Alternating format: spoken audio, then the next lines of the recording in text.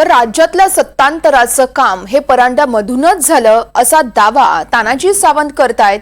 2 वर्षांपूर्वीच्या सत्तांतराची परांड्यातूनच सुरुवात झाल्याचा दावा यावेळी तानाजी सावंत यांनी केलाय।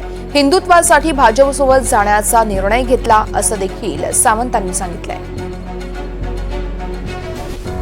ज्यावेळेस आम्ही उठवाचं निशाण धाराशिवला रोवलं, त्याची मुहूर्तमेढ आणि त्याच्या खऱ्या अर्थानं सत्तांतर करायचं काम ह्या भूमपरांडा वाशीतनं झालं।